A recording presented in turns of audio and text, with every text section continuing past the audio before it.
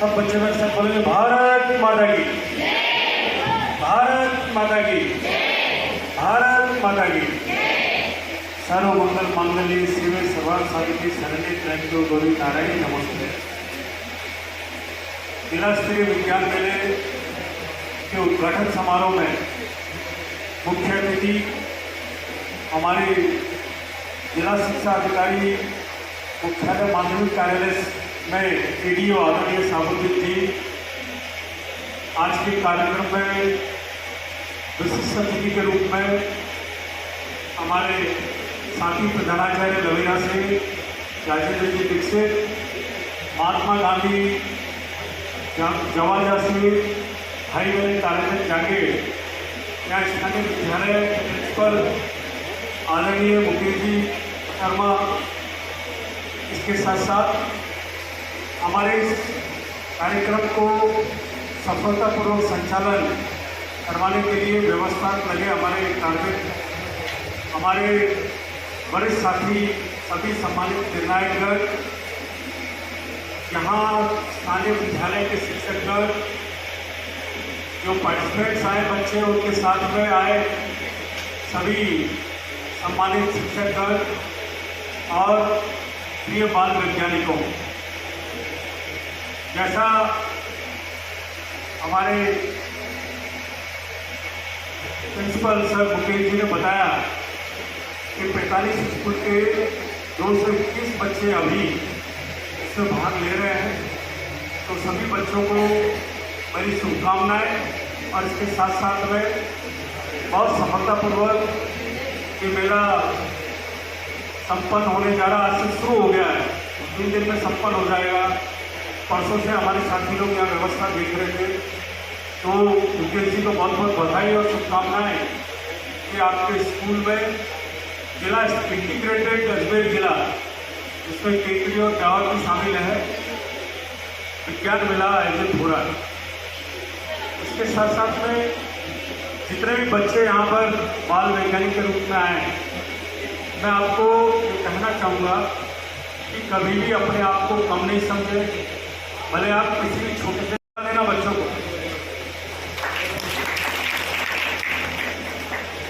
Thomas Edison ने bulb का आविष्कार किया था, लेकिन जब वो बल्ब का आविष्कार कर रहे थे तो वो लगभग 10,000 बार असफल रहे। जब उनसे पूछा गया कि आप 10,000 बार असफल रहे और फिर सफल हो गए, इसका कारण क्या है, उन्होंने बताया, मैंने जो गलतियाँ की 10,000 बार, मैंने दुनिया का कभी ध्यान नहीं दिया, मुझे पता है मेरी गलतियाँ कहाँ हैं, और उन 10,000 चीज़ों से मैंने 10,000 मेरी गलतियाँ सीखी, एक एक गलती को रोज सुधारता गया, इस प्रकार मैंने बल्ब का आविष्कार किया। तो हमें भी ये सीखने की जरूरत है। जिंदगी में हम कोशिश करते हैं लेकिन हमें सफलता नहीं मिलती है, लेकिन इसका मतलब ये नहीं कि हम अयोग्य हैं, हमें अपने ऊपर भरोसा रखना चाहिए। इसलिए इस प्रकार उन्होंने बल्ब का आविष्कार किया। उद्घाटन कार्यक्रम में बच्चा सिंह स्थानीय विद्यालय के संस्था प्रधान और इस कार्यक्रम के संयोजक आदरणीय मुकेश शर्मा जी, वैष्णव साहब, राजेंद्र दीक्षित जी, ताराचंद जी और सभी निर्णायक साहिबान और सभी शिक्षक शिक्षिका भाई बहनों और प्यारे छात्रों, सबसे पहले तो मैं इस जिला स्तरीय विज्ञान मेले में शिक्षा विभाग की ओर से आप सभी का हार्दिक स्वागत और अभिनंदन करता हूँ। आप लोगों को धन्यवाद ज्ञापित करता हूँ कि आप लोग इतनी दूर दराज से पूरे अजमेर जिला जो पूरा विस्तृत है, पूरे केकड़ी और ब्यावर जिले से भी यहाँ पर बच्चे पधारे हैं, इसलिए आप सभी का स्वागत, अभिनंदन, धन्यवाद।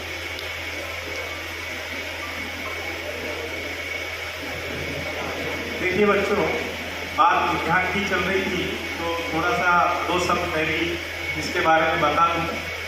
जैसा कि आप सभी जानते हैं कि आज हम वैज्ञानिक युग में जी रहे हैं, आज हम वैज्ञानिक युग में जी रहे हैं। इस वैज्ञानिक युग की शुरुआत कब से हुई? वैज्ञानिक युग की शुरुआत आज से लगभग 200-300 साल पहले हुई। मध्यकाल के बाद में आपने कहीं पढ़ा होगा, इतिहास की किताबों में या विज्ञान की किताबों में भी पढ़ा होगा आपने कि पुनर्जागरण पुनर्जागरण, यूरोप में पुनर्जागरण एक क्रांति के रूप में आई कि जहां पर एक तरीके से ध्यान का पुनर्विकास हुआ, ध्यान का पुनर्विकास हुआ और उसके तहत ही एक तरीके से विज्ञान की उत्पत्ति हुई और विज्ञान का विकास इसके बाद से शुरुआत हुई। इस विज्ञान के विकास की शुरुआत के लिए जो मेन जो बात है, जो इसका आधार है, वैज्ञानिक विकास का आधार, वो आधार मैं आपको बताना चाहूँगा कि वो 2-3 शब्दों में छिपा हुआ है बस। और वो 2-3 शब्द ये हैं कि स्वतंत्र चिंतन का विकास। मनुष्य के अंदर, मनुष्य के दिमाग में मनुष्य को स्वतंत्र रूप से चिंतन करने का, आविष्कार का अवसर मिलना चाहिए। मनुष्य या बच्चे, आप छात्र हो जैसे, यानी कि आपकी सोच के ऊपर किसी प्रकार का कोई अवरोध नहीं होना चाहिए। आप मनुष्य के मस्तिष्क का स्वतंत्र विकास हो सकता है यदि वो स्वतंत्र रूप से सोचेगा। और इससे पहले, वैज्ञानिक युग से पहले, पुनर्जागरण के काल से पहले मनुष्य के ऊपर बहुत सारी पाबंदियां थी। मनुष्य के ऊपर बहुत सारी पाबंदियां थी, हालांकि बहुत सारी पाबंदियां आज भी है।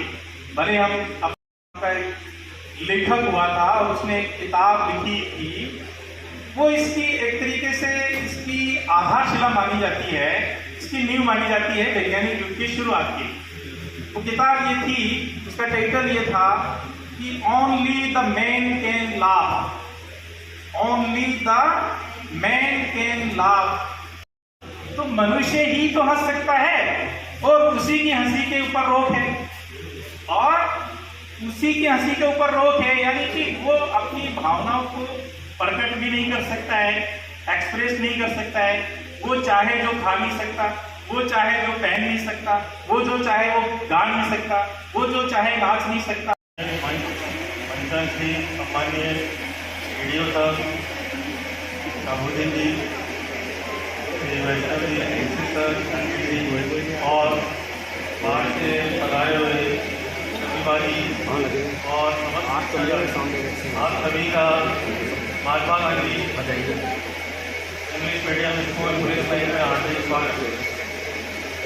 जैसा कि आप सबको विदित है कि विज्ञान मेला जिला स्तरीय आज से आयोजित होने जा रहा है। सभी बच्चों का रजिस्ट्रेशन कार्य पूर्ण हो चुका है। इसके बाद जो प्रतियोगिता है उनका आयोजन होगा। RSLT उदयपुर के द्वारा ये प्रतिवर्ष विज्ञान मेला आयोजित किया जाता है। इसके 3 चरणों में होता है। पहला विद्यालय स्तर पर, दूसरा जिला स्तर पर, और फिर यहाँ से जो सेलेक्ट होते जाएंगे वो राज्य स्तर पर।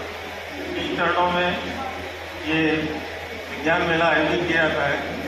ये मेरा सौभाग्य है कि मुझे इस वर्ष जिला स्तर पर ये विज्ञान मेला आयोजित करने का अवसर मिला है। प्रयास अच्छे किए हैं, फिर भी कोई कमियां हो तो मैं उसके लिए पहले से ही क्षमा प्रार्थी हूँ। किसी भी प्रकार की कोई समस्या हो तो आप उससे संपर्क कर सकते हैं। वाजिब समस्या हो तो उसका समाधान किया जाएगा। अभी 3 स्तर पर यहाँ पर प्रतियोगिता है। प्रादेशिक प्रतियोगिता प्रादेश में आपके द्वारा बनाए गए मॉडलों का प्रदर्शन, क्विज प्रतियोगिता और सेमिनार, इसमें अलग अलग गतिविधियों में बच्चों ने अपना रजिस्ट्रेशन कराया है। लगभग 221 बच्चों का रजिस्ट्रेशन अभी तक हो चुका है। 45 स्कूल यहाँ आए हैं और 3 दिन तक ये प्रतियोगिताएँ आयोजित की जाएंगी। जो वार्ड्स आए हैं उनको और बच्चों के लिए भोजन व्यवस्था भी की गई है, रहवास की व्यवस्था भी की जाएगी। और किसी प्रकार की कोई भी आपको समस्या हो तो आप सीधे मुझसे संपर्क कर सकते हैं। सभी प्रतिभागियों बच्चों को मेरी तरफ से हार्दिक शुभकामनाएं। वे अच्छा प्रदर्शन करें। धन्यवाद।